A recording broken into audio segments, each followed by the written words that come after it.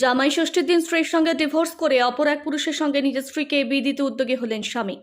জানা গেছে ময়নাগুড়ির বাসিন্দা সুব্রত সরকারের সঙ্গে 5 বছর আগে বিয়ে হয় প্রিয়াঙ্কা সরকারের, কিন্তু গতকাল ডিভোর্সের পর নিজের স্ত্রীকে অন্য পুরুষের সঙ্গে বিয়ে দিতে নিয়ে আসে মাথাভাঙ্গা শিব মন্দিরে।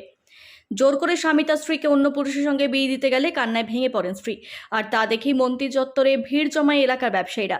স্বামী স্ত্রী এবং অপর পুরুষের কথার মধ্যে অসঙ্গতি লক্ষ্য করলে তাদেরকে আটকে রাখেন এলাকার ব্যবসায়ীরা। নিশিগঞ্জের বাসিন্দা মিঠুন দাস বলেন, ওই মেয়ে আমাকে ফোন করে নিয়ে যেতে বলে। প্রায় 10-15 দিন ধরে ওর সঙ্গে ফোনে কথা হচ্ছিল, কিন্তু যার সঙ্গে এসেছে তিনি নিজেকে কাকু বলে পরিচয় দিলেও আদতে তিনি ওই মেয়ের স্বামী পরে জানতে পারেন। তবে গৃহবধূর স্বামীকে যখন জিজ্ঞেস করা হয় কার সঙ্গে বিয়ে দিচ্ছেন, তখন তিনি বলেন বাচ্চা কার সাথে যাচ্ছে তার দেখার জন্য এসেছি। আজই ডিভোর্স হয়েছে বলেও জানান তিনি। নিজেদের মধ্যে বনিবনার কারণেই ডিভোর্সের পথ বেছে নেয় তারা, এমনটাই জানা যায়। অপরদিকে ঘটনার খবর পেয়ে ঘটনাস্থলে আসে মাথাভাঙ্গা থানার পুলিশ এসে 3 জনকে আটক করে নিয়ে যায় মাথাভাঙ্গা থানায়। কিসের জন্য আসলেন?